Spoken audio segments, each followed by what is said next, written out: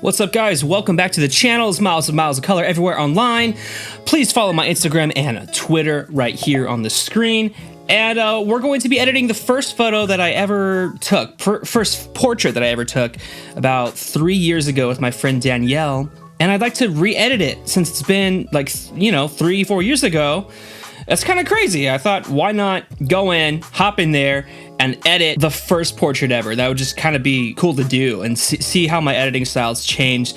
So I'm editing on the iPad. This is called Affinity photo. Don't look at those. That's definitely not the photo we're editing today, not at all. And this is not a tutorial, so before you get your panties in a bundle, this is not me teaching you how to edit.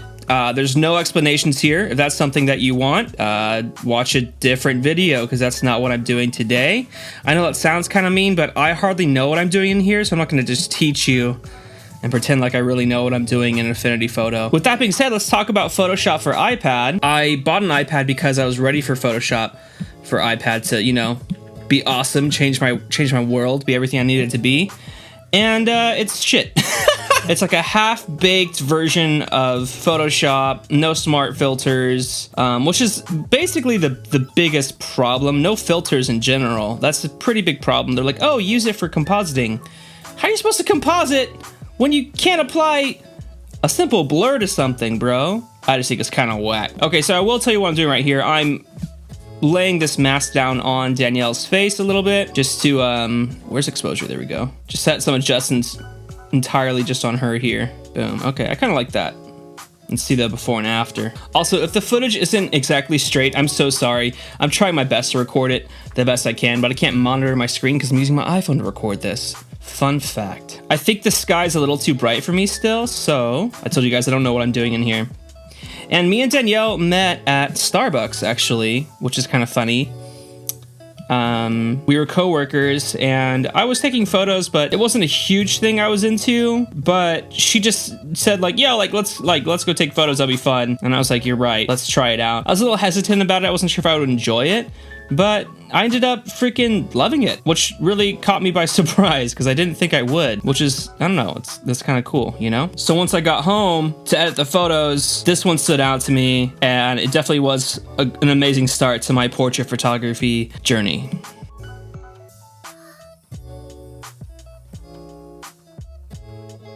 Okay, I think that's a great base for starting off this. Let's hit develop and go into actual Affinity. Okay, so the first thing I want to do in here is, we have like one blemish, but I'm just going to clean it up a little bit and do some local dodge and burn, which is going to take me probably about 30 minutes. So let's hop into a little speed edit.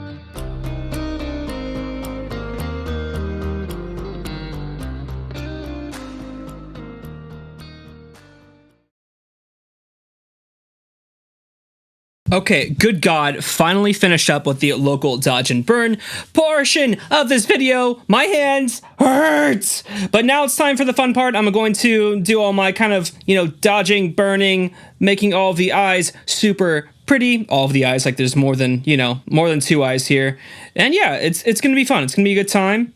Having a hard time adjusting to the iPad, but it's also kind of fun to just like touch and like be like connected to the photo versus clicking a mouse. Okay, let's keep going.